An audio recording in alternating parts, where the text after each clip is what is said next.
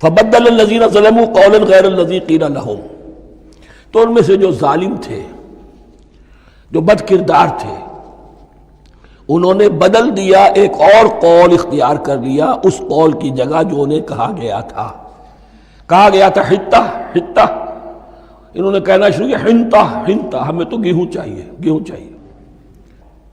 یہ بعد میں ابھی آ جائے گا اگلے رکوع کے اندر کہ من و سلوہ سے ان کی طبیعتیں بھر گئی تھی ایک ہی چیز کھا کھا کے۔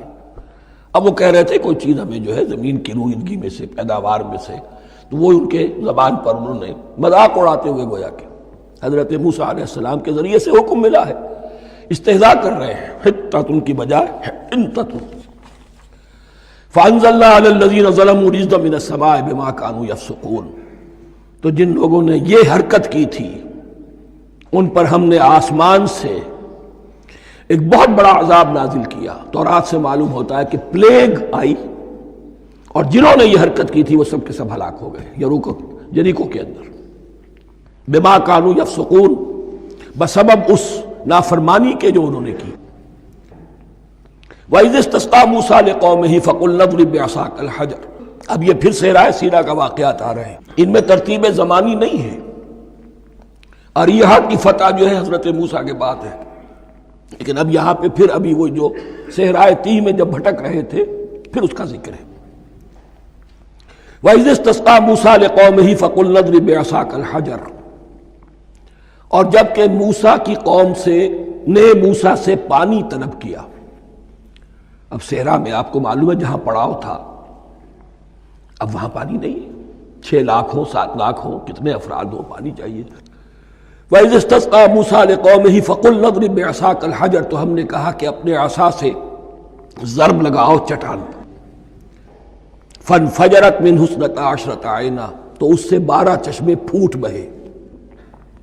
فجر کہتے ہیں کسی شے کے پھٹ کر کوئی چیز برآمد ہو۔ فجر جو ہوتی ہے، فجر کا وقت رات کی تاریکی کا پردہ چاک ہوتا ہے اور سپیدہ سحر نمودار ہوتا ہے۔ فَانْفَجَرَتْ مِنْهُ اثْنَتَا عَشْرَةَ عَيْنًا، تو 12 چشمے پھوٹ بہے۔ قَدْ عَلِمَ كُلُّ أُنَاسٍ مَّشْرَبَهُمْ، یہاں اناس سے کیا مراد ہے؟ ہر قبیلہ، ہر قبیلے نے اپنا گھاٹ معین کر لیا۔ 12 قبیلے تھے، اگر علیحدہ علیحدہ نہ ہوتا معاملہ، 12 چشمے اسی لیے دیے گئے کہ لڑے نہ جھگڑے نہ۔ پانی تو بہت بڑی چیز ہے، کہیں پانی پینے پلانے پہ جھگڑا اور کہیں گھوڑا آگے بڑھانے پہ جھگڑا، یہ تو قبائلی زندگی کے اندر ہوتی ہی چیزیں۔ تو اس اعتبار سے اللہ تعالیٰ نے ان کے لیے یہ سہولت کی کہ 12 چشمے پھوٹ بہے۔ قد علم کل اناس مشربہم، ہر ایک نے اپنا گھاٹ جان لیا، معین کر لیا۔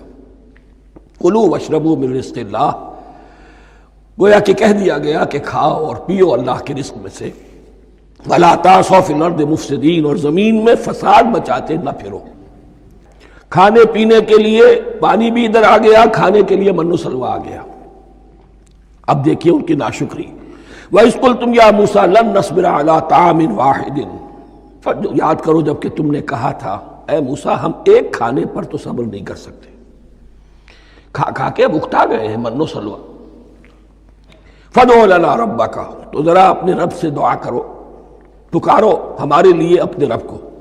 یخرج لنا، وہ نکالے ہمارے لیے، مما تنبت الارض، زمین کی روئیدگی اور پیداوار میں سے، نباتات ارضی میں سے، من بقلہا، اس کی ترکاریاں، وقثائہا، اور ککڑیاں، کھیرے اور ککڑیاں، ان سب کے لیے یہ لفظ ہے۔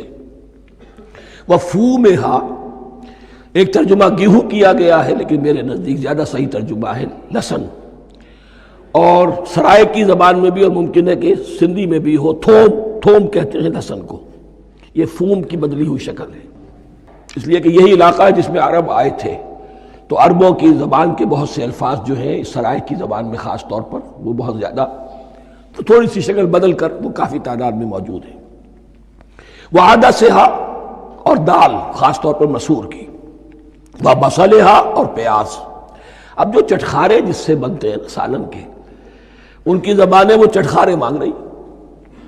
ظاہر بات ہے کہ اگر وہ سلوا بھی تھا، بٹیرا ہے، اسے آگ کے اوپر ذرا سا تپایا اور کھایا، وہ ایک ہی خاص قسم کی غذا ہے جو چل رہی ہے۔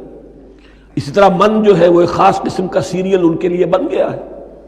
لیکن یہ جو چٹخارے ہیں یہ تو لہسن سے ہے، پیاز سے ہے، ترکاریوں سے ہے، ان تمام چیزوں سے. دال کا اپنا ایک ذائقہ ہے. قَالَ تَسْتَبْدِلُونَ الَّذِي هُوَ أَدْنَىٰ بِالَّذِي هُوَ خَيْرٌ. حضرت موسیٰ نے فرمایا کیا تم وہ شے بدلے میں لینا چاہتے ہو اس کے، کیا وہ شے جو کمتر ہے بدلے میں چاہتے ہو اس کے کہ جو بہتر ہے؟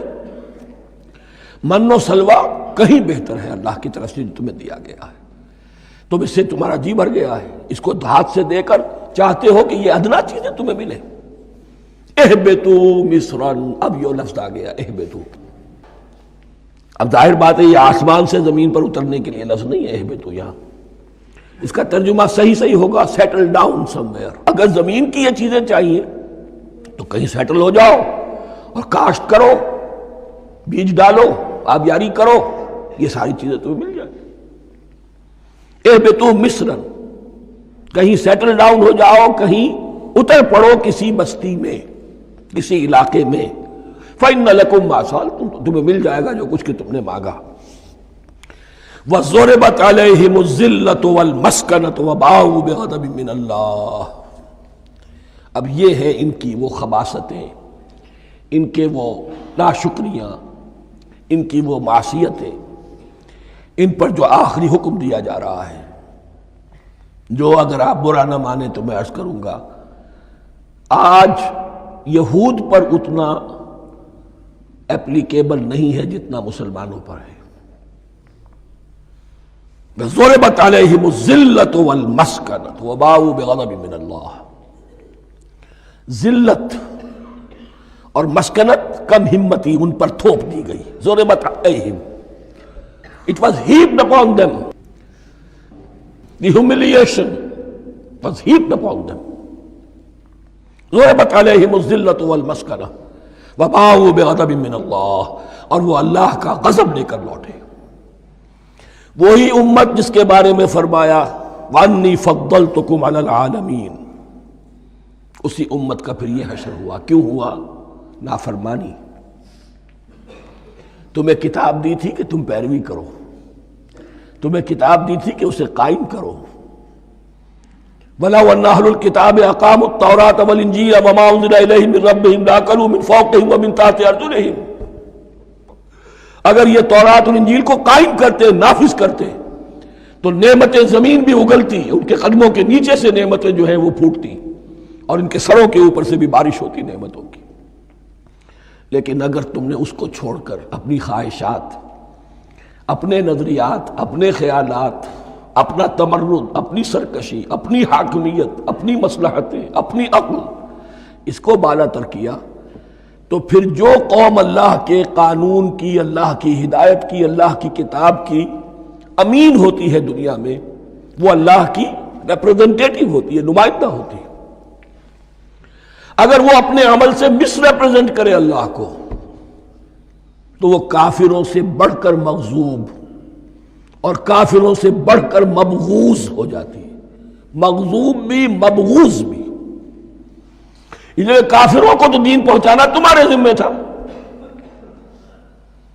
تم نے دین ان کو کیا پہنچانا تھا؟ تم تو خود دین سے منحرف ہو گئے. آج اس جگہ پر امت مسلمہ کھڑی ہے کہ 1.25 بلین یا 1.5 بلین، 125 کروڑ عزت نام کی شے نہیں ہے. کہ عزت نام تھا جس کا گئی تیمور کے گھر سے. سارے معاملات دنیا کے G7 G15 کے ہاتھ میں ہیں. سیکیورٹی کونسل اس کے پرماننٹ ممبر کا ویٹو ہے، اور نہ سیکیورٹی کونسل میں اور نہ کہیں کسی G7 میں، نہ G9 میں، نہ G15 میں کوئی مسلمان ملک نہیں. کس نمی پرست کی بھیا کیستی. ہماری اپنی پالیسیز کہیں اور طے ہوتی ہیں، ہمارے اپنے بجٹ کہیں اور بنتے ہیں، ہماری صلح اور جنگ کسی اور کے اشارے سے ہوتی ہے. ریموٹ کنٹرول، یہ ذلت اور مسکنت. آپ کے ریڈیو پر، ٹیلی ویژن پر خبریں آتی رہیں کہ اتنے مسلمانوں کے ساتھ یہ کر دیا، اتنی مسلمان عورتوں کی بے حرمتی کر دی. لیکن یہاں ہم بیٹھے ہوئے اپنے اپنے دھندوں میں، اپنے اپنے کاروبار میں، اپنی اپنی ملازمتوں میں، اپنے اپنے کیریئرز میں، دنیا میں کیا کچھ ہو رہا ہے۔ بہرحال اس وقت یہ جو ہے، میں نے جیسا کہ عرض کیا تھا کہ یہ ہے تاریخ بنی اسرائیل کی، لیکن خوشتراں باشد کے سر دل براں، گفت آیت در حدیث دیگراں، یہ ہمارا نقشہ ہے آج اس آیت میں۔ ضربت علیہم الذلۃ والمسکنۃ وباءوا بغضب من اللہ، اور یہ کیوں؟ ذالک بانہم کانوا یکفرون بآیات اللہ، یہ اس لیے کہ وہ اللہ کی آیات کا انکار کرتے رہے۔